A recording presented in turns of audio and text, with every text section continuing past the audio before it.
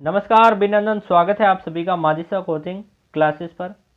Class start करने से पहले मैं आपको एक इन्फॉर्मेशन देना चाहता हूँ। यदि आप बीएसटीसी या पीटीटी या राजस्थान के अन्य किसी भी कंपटीशन की तैयारी कर रहे हो तो यह वीडियो आपके लिए इम्पोर्टेंट है, क्योंकि दोस्तों राजस्थान जीके है।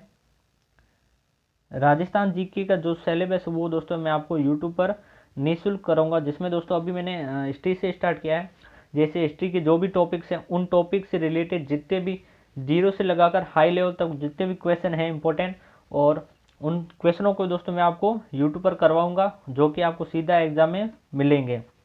और ऐसे नहीं कि इनके 10 क्वेश्चन करा के मैं छोड़ दिया, नहीं। यदि जितने भी क्वेश्चन बनते हैं 10 20 30 में, वो सभी के सभी टॉपिक वाइज कराऊंगा। और यह दोस्तों आपके लिए विशेष बीएसटीसी और पीटीटी के लिए इम्पोर्टेंट है। एंड तक बने रहेगा इस वीडियो में, जैसे आपको लग जाएगा कि किस प्रकार के क्वेश्चन हैं, और आगे भी आपको इनके हाई लेवल के क्वेश्चन मिलते रहेंगे।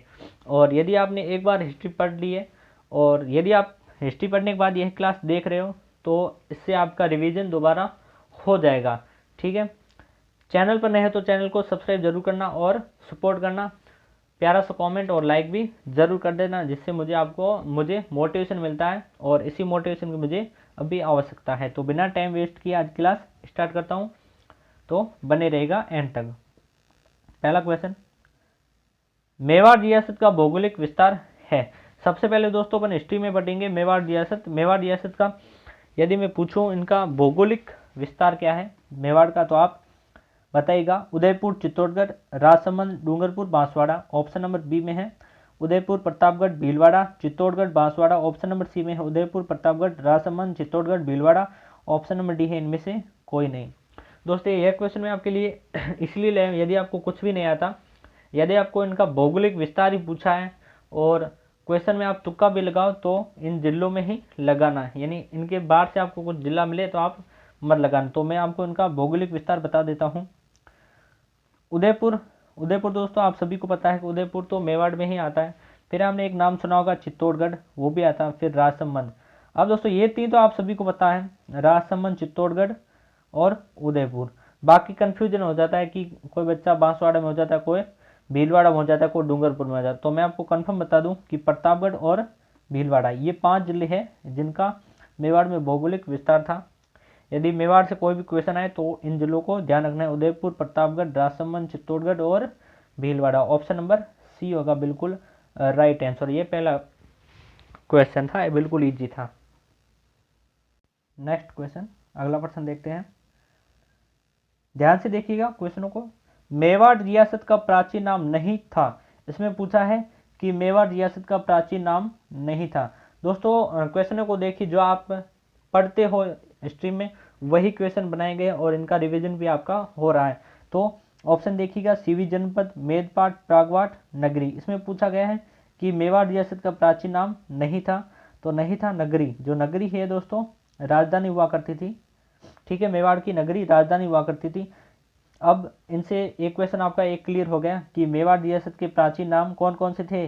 सीवी जनपद, कौन कौन से, सीवी जनपद, मेदपाट और प्रागवाट। ये दोस्तों मेवाड़ रियासत के प्राचीन नाम हुआ करते थे। याद रखिएगा, सीवी जनपद, मेदपाट और प्रागवाट, और नगरी इनकी राजधानी हुआ करती थी मेवाड़ रियासत की।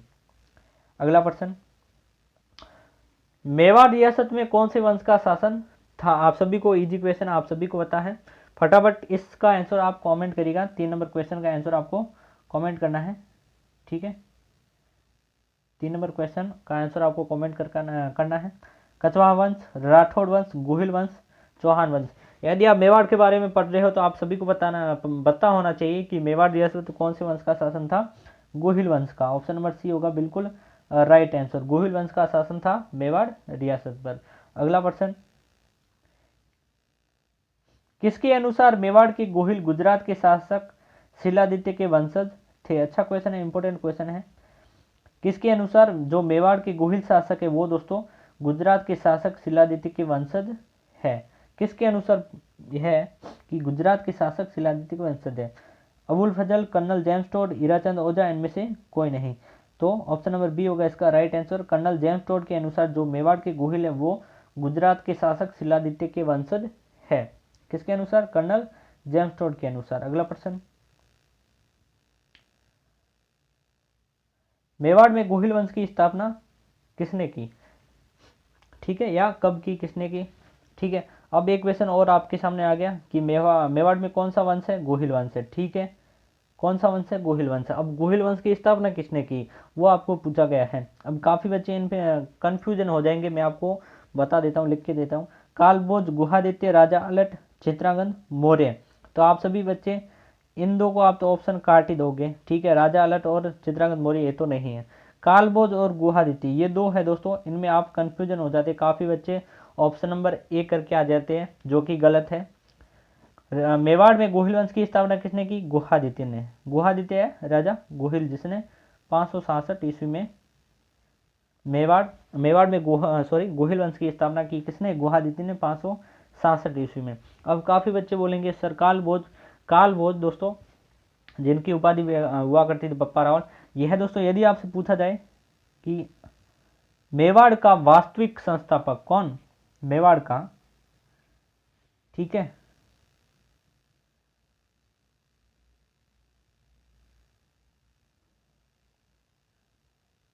वास्तविक संस्थापक पूछा जाए,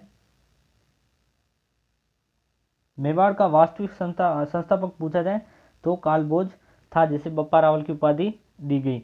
और मेवाड़ में गोहिल वंश की स्थापना किसने की? गुहादित्य ने की। ठीक है, इसने कालभोज ने कब की? 734 ईस्वी में चित्तौड़गढ़ दुर्ग पर आक्रमण किया, जहां जिनके शासक थे चित्रांगद मौर्य।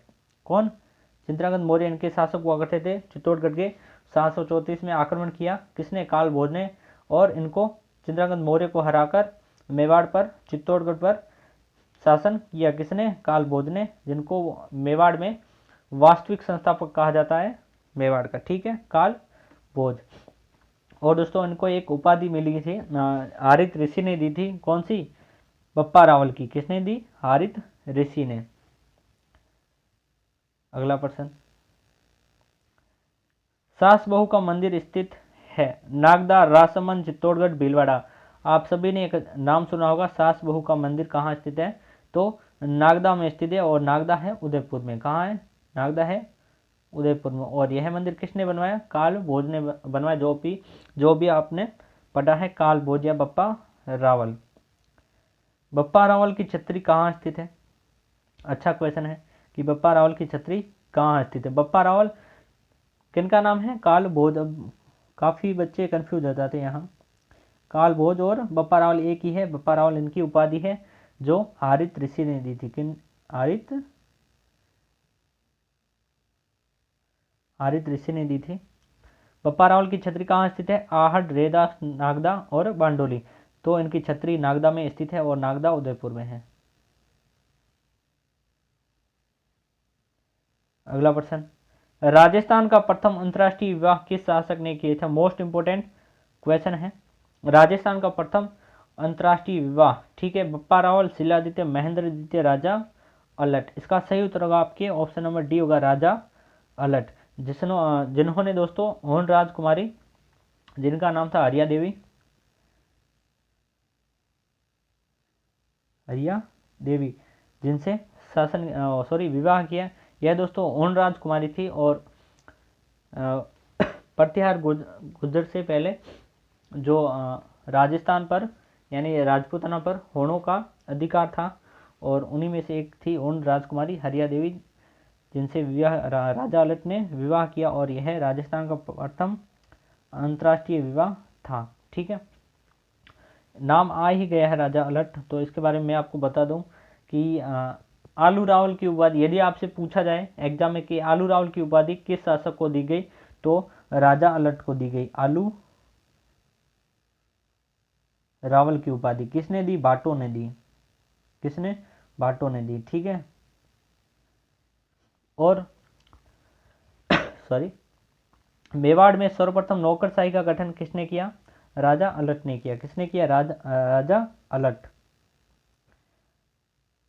राजस्थान में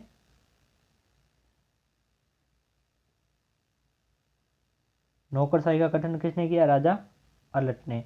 अलट ने ही आहड़ नगर बसाया। आहड़ नगर बसाया और आहट नगर कहाँ है, उदयपुर में। ठीक है, इन्होंने दोस्तों जगत अम्बिका माता मंदिर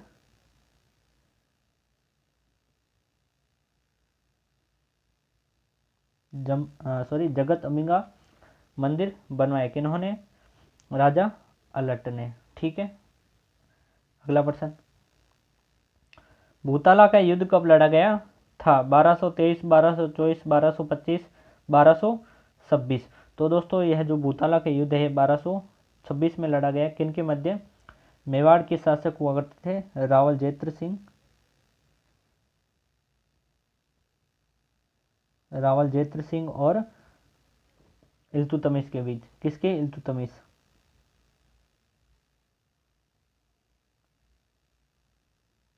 कब लड़ा गया, 1226 में। कौन सा युद्ध, भूताला की युद्ध। यदि पूछा जाए कि भूताला कहाँ है, तो राजसमंद में। कहाँ है, राजसमंद में है भूताला। ठीक है, और इसी युद्ध के दौरान इल्तुतमिश ने दोस्तों नागदा में आग लगा दी थी और इसके बाद मेवाड़ की राजधानी चित्तौड़गढ़ को कर दी थी। मोस्ट इंपोर्टेंट क्वेश्चन है, नोट कर लेना। चित्तौड़गढ़ का प्रथम शाखा कब हुआ, 1308, 1301, 1303, 1311।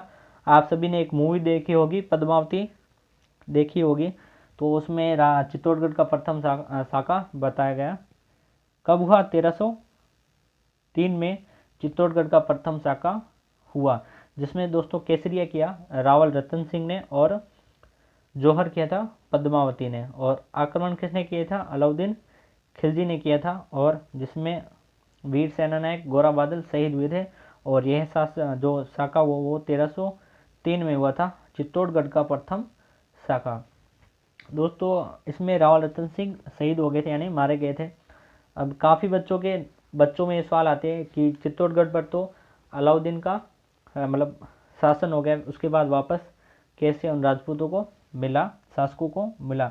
तो मैं आपको बता दूं कि यह युद्ध जीतने के बाद चित्तौड़गढ़ का नाम खिजराबाद रख दिया था, किसने, अलाउद्दीन ने। उनके बेटे का नाम था खिजर का, इसलिए किले का नाम अलाउद्दीन खिजराबाद रख दिया था। और इसको जो किलेदार बनाया गया वो मालदेव सोनग्रा को बनाया गया, मालदेव सोनगरा। और यह जालोर का शासक हुआ करता था मालदेव सोनगरा, और इसने अलाउद्दीन खिलजी की अधीनता स्वीकार कर ली थी। इसकी मृत्यु के बाद, यानी इसकी मृत्यु के बाद इसके भाई का नाम था बलवीर सोनगरा।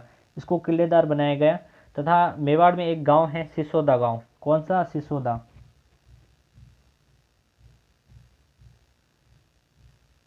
सिसोदा गांव, जहां हमीर दो सरदार हुआ करते थे जिनका नाम था हमीर। ठीक है, आपने एक नाम सुना होगा राणा हमीर, वही था हमीर जिसने दोस्तों चित्तौड़गढ़ पर आक्रमण करके बलवीर को हराया तथा चित्तौड़गढ़ पर वापस शासन किया। वो वहीं से दोस्तों जो सिसोदिया वंश है, सिसोदिया शाखा है, वहीं से प्रारंभ हुई। यानी राणा हमीर है वो सिसोदिया, उनके बाद सिसोदा गांव के थे, इसलिए वो दोस्तों सिसोदिया कहलाए। और यहीं से राणा हमीर सिसोदिया ने एक नई शाखा का प्रारंभ किया जिनका नाम था राणा। ठीक है, राणा हमीर सिसोदिया। ठीक है, आज के दोस्तों 10% मैंने यही तय कराया है। आप कमेंट करके बताना कि यह क्वेश्चन आपको कैसे लगे। और ज़्यादा इजी थे क्योंकि इनका जो लेवल 0 था। आगे के जो क्वेश्चन है उनको दोस्तों मैं हाई लेवल करने की कोशिश करूँगा। ठीक है, तो कमेंट करके ज़रूर बताना प्लीज़। और साथ ही ये वीडियो अच्छा लगे तो अपने दोस्तों के साथ ग्रुप में भी शेयर करिएगा। धन्यवाद।